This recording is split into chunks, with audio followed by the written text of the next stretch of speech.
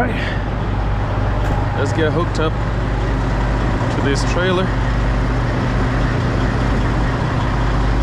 So one of the things that we do here is connect the emergency line and the service line and the electrical connection, which they already stowed away right here. So what we do is connect. It doesn't matter which order you use, so I'm just gonna start with the electrical connection right here, and then the emergency line. And what you do is you kind of start out at 90-degree angle, because this is gonna end up like this. So you start out here and make sure it's lined up with the rubber grommet, and then drop it down. And what's gonna happen, this is gonna slide right in, and it's gonna be complete. The same for this other one right here. You start out at a 90 and hook it up and drop it down. That's it. So as you can see back there, we have the blinking lights, and that lets us know that the electrical line is working. So the next thing that we do right here is raise this landing gear right here. So let's do that. And we're gonna do that by turning it anti-clockwise. And this is a bit tiring. And the angle right here, you see the trailers are so close to each other. I just have to make sure that I'm doing this at a really weird angle, but it's all good. Just gonna get there.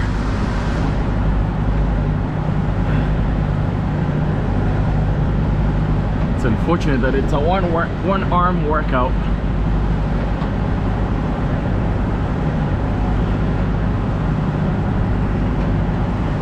And the landing gear is coming up just a little bit more.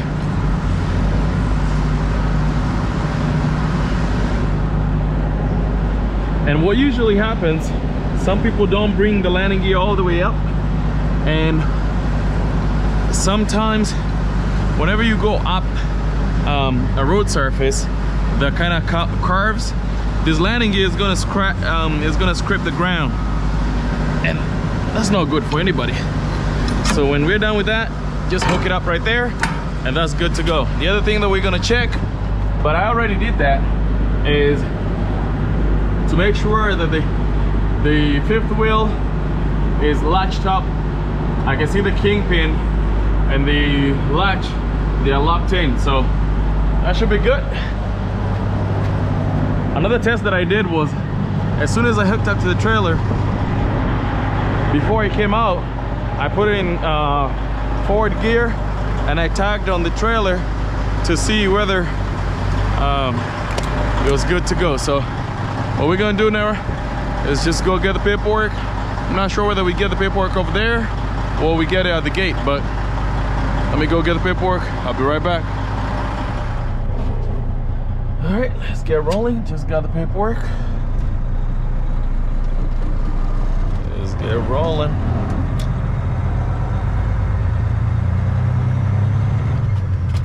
It's about 7 p.m. and it says it's gonna take us about 5.5 hours to get to Connecticut, so let's get cracking.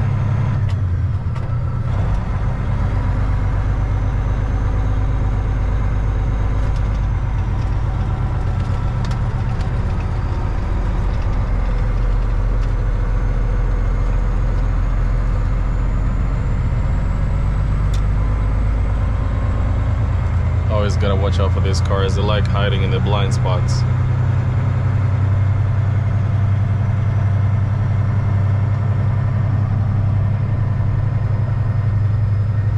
So we're gonna be taking 81 north, and I believe we're gonna be taking 81 north for quite a while, until we'll get to 78, and we're gonna be going 78 west. 78 west into New Jersey.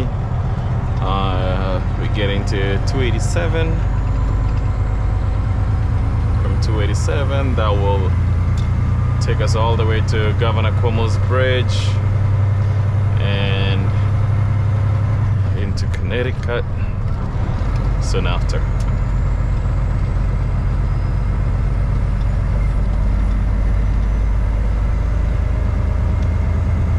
See some very gray clouds up there. I'll hope it's not rain.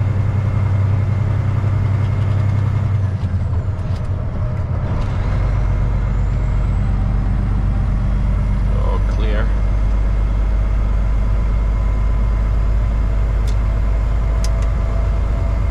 Always like to put on the hazard so any driver that's coming up and is just a little distracted will know that I'm a slow moving vehicle, and that will give them time to either slow down or just change lanes, like that driver right there.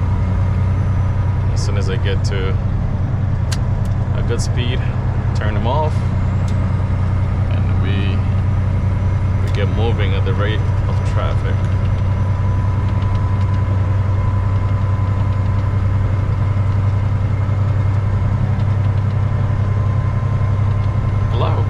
I love I-81. It's a 2-lane highway from, I don't know if, is it from? I usually get on I-81 in Tennessee, but I do know it goes past Tennessee, just not sure how far down it goes. But it's the highway that I'm always on every week. Sometimes a couple times a week.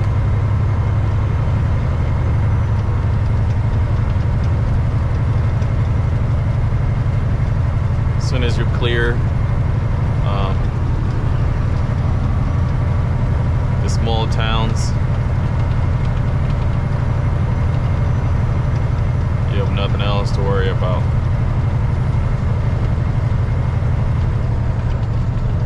It's not as busy. Usually around peak hours you'll find some traffic here and there.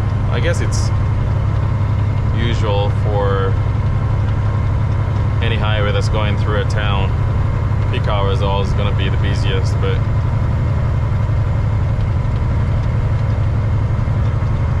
yeah.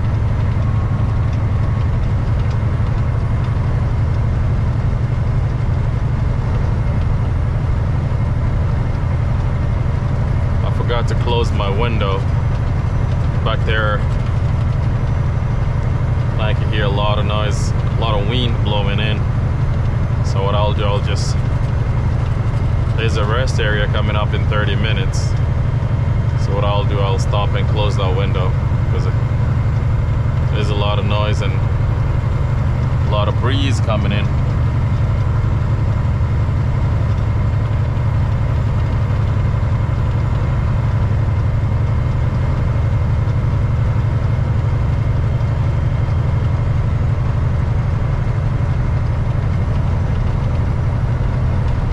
Try and be consistent with maybe 2 videos a week or more if I can, but usually try and give different kind of content. But this is basically the content that will be getting uploaded every so often. So if you like this kind of content, kindly consider subscribing. If you think there's something you'd like to know, maybe you're in a different industry and you have questions, kindly leave me a question in the comment section below, and I'll try and answer your question to the best of my knowledge.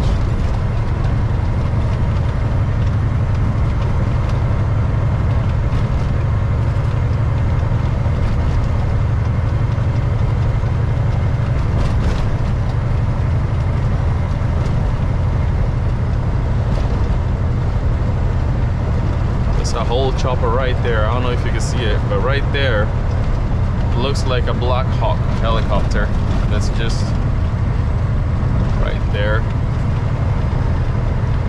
You go through different states and cities, you'll find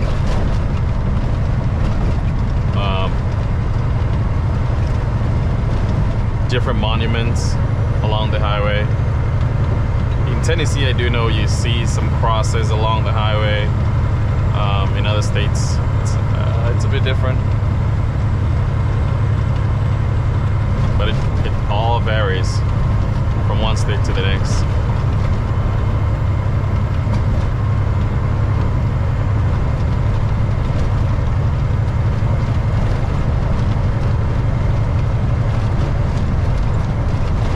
Road right here is a bit bumpy.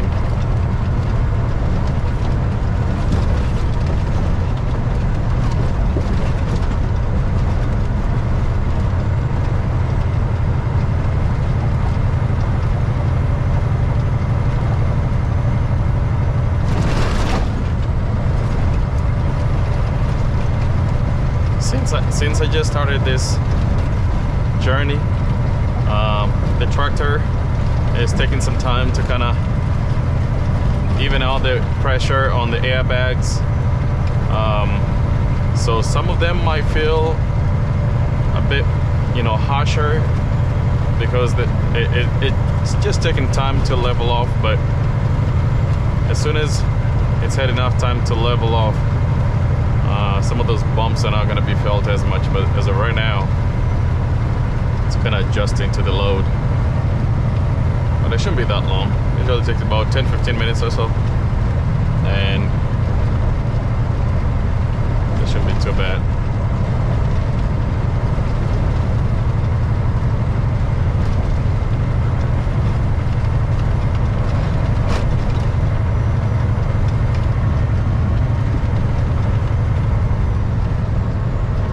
Some people will choose not to give you enough space. And everybody who's driving loves, as soon as they go past a tractor trailer, this is usually their favorite spot to camp. As soon as they go past the tractor trailer, everybody likes to come here and brake. So like this car did. But all I do is kind of give them enough room. That way they could do the maneuvers. And I don't have to be rushing to brake or anything. As soon as I have enough space between me and the car in front of me, that's all I need.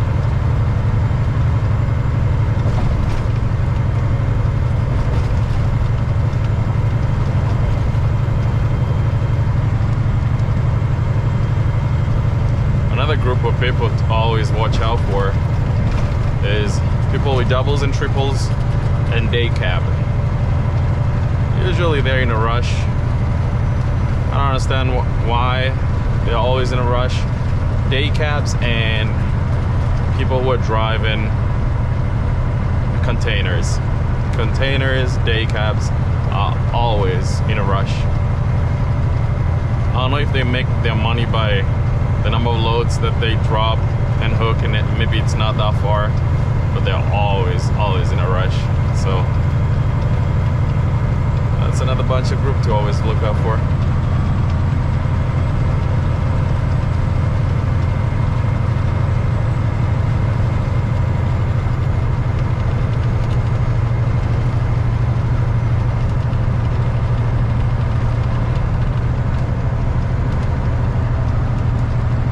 Sun's going down. It's getting just a little bit dark. I love driving through the countryside. There's just nothing else, just farmland. Right now it's April the 6th, and this right here, by the time summer comes around, there's gonna be a lot of corn in these fields right here. All this is gonna be rows and rows of corn as far as the eye can see.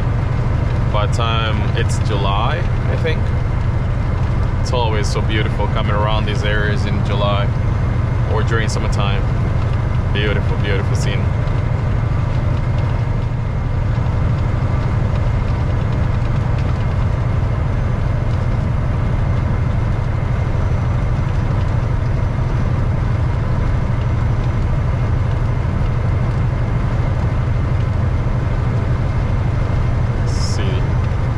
Sunset. I see some spots of sunlight all the way up in the horizon right there. It's been a really warm day today. The high was I think 80. Right now it's about 62. A high of 80. I think this is gonna be a really hot summer.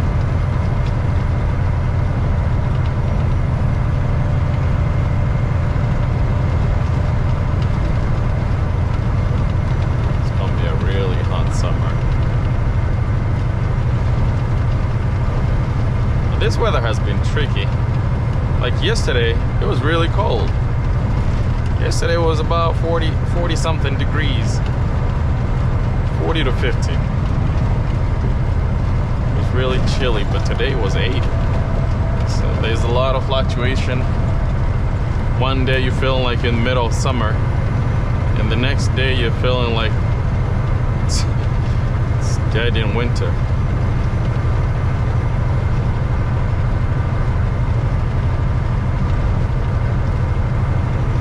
I guess as the season changes, they always fluctuate back and forth. There was a couple tornadoes. I don't know if last week and this week there was a couple of tornadoes in I think 10 states. So it's always something to look out for when you're leaving home, when you're planning your trip. You always gotta look out for any inclement weather. Pre-planning your route, even though I always go the same route. Sometimes if Pennsylvania or Virginia is gonna have snow, sometimes you just go to North Carolina from Georgia. Yeah. Alright, what I'll do, I'll keep driving here and I'll catch you guys in 23 miles. I'll stop and close that window that, you know, is bringing in a cold breeze, and then from there, catch you guys later.